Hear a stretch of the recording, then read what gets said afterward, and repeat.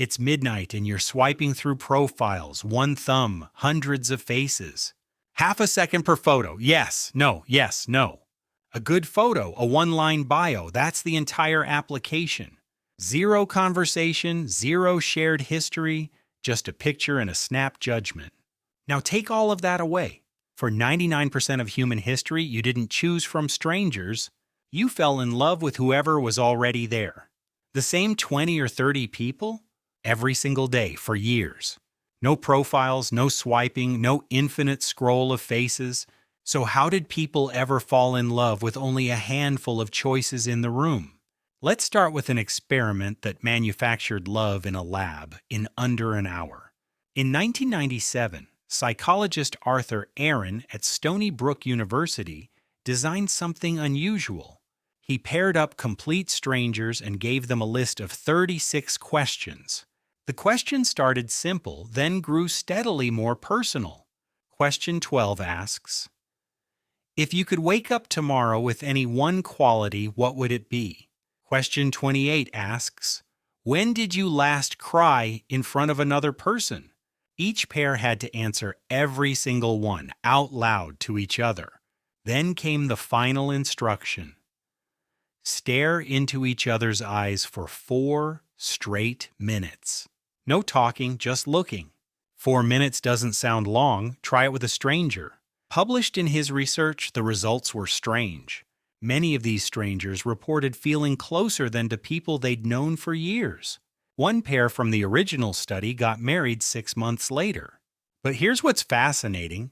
Aron wasn't testing chemistry, he was testing structure. So love is just a checklist you can force through in an hour? Not quite. What the questions actually built was mutual vulnerability on a strict, escalating timer. Vulnerability shared by one person invites vulnerability back. That exchange is the actual mechanism. In 1974, the same researcher, Dutton, and Arthur Aron ran an even stranger experiment. They picked 2 bridges in Vancouver, Canada. One was a stable, low, solid wooden bridge over a shallow creek. The other was the Capilano Suspension Bridge. Narrow, wobbly, terrifyingly high above a rocky gorge. An attractive researcher approached men crossing each bridge and asked them to fill out a short survey. She left her phone number in case they had questions later. Published in the Journal of Personality and Social Psychology, the results split hard. Men who had just crossed the terrifying high bridge called her back far more often. Their hearts were still racing from the fear of the crossing, but their brains read that racing heart as something else entirely, attraction. So love is just adrenaline confused for something else? Not exactly. The arousal was real, the fear was real, only the label got switched. Your ancestors lived inside that exact mix-up constantly. A hunt gone wrong. A predator that got too close. A narrow escape together. Shared danger and shared relief, sitting right next to someone who survived it with you. In 1950, psychologists Leon Festinger, Stanley Schachter, and Kurt Bach studied a student housing complex at MIT. Called Westgate, it was ordinary married student apartments assigned almost at random. They mapped every friendship that formed inside it over a year. The results didn't follow shared interests or similar backgrounds or anything psychological. They followed floor plans. People became close almost entirely with whoever lived nearest their own door. Even a staircase position changed who became friends with whom. People near stairwells simply crossed paths with more neighbors, more often. Researchers called it the propinquity effect. Closeness breeds closeness. In 1968, psychologist Robert Zajonc took this further at the University of Michigan. He showed people random, unfamiliar faces, some just once, others up to 25 times. Nothing changed except how many times they'd seen a face before. Faces people had simply seen more often were rated as more likable, more attractive. He called it the mere exposure effect. And here's the part that should really land. Familiarity itself with no new information at all quietly builds attraction. For 99% of human history, you saw the same faces every single day for your entire life, around the same fire, at the same river, sharing the same work. Attraction had time to accumulate, one repeated glance at a time. Today, a dating app shows you a face exactly once for half a second and then it's gone. No repetition, no shared task, no accumulated familiarity at all.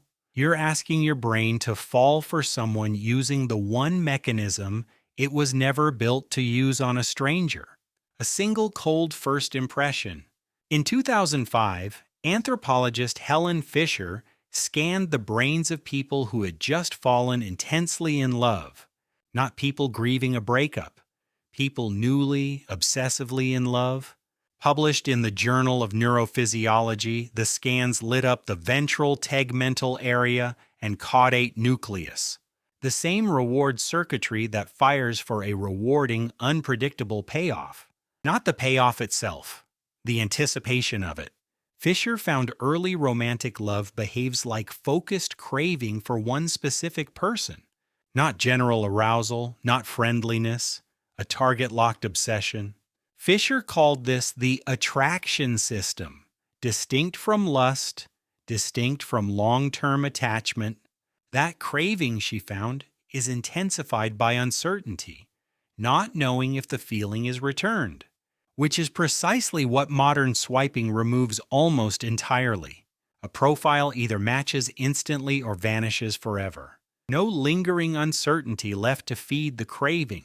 Just a fast yes, a fast no, and a brain that never gets the slow burn it evolved for. So is the fix just planning a scary first date on a suspension bridge? Not quite.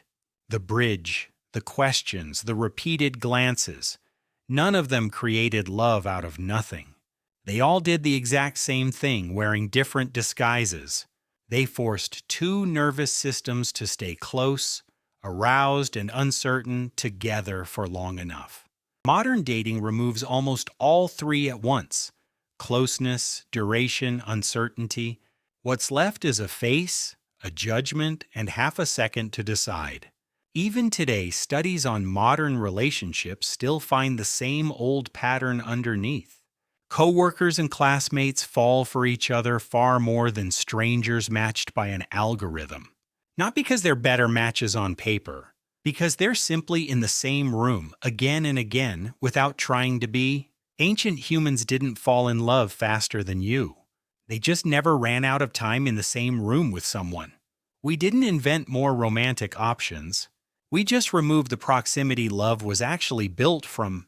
We removed the shared danger that used to fuse two nervous systems together. We removed the slow, repeated familiarity that turned a face into a person worth loving. Somewhere between the campfire and the swipe, we kept the desire, and deleted the mechanism that ever satisfied it.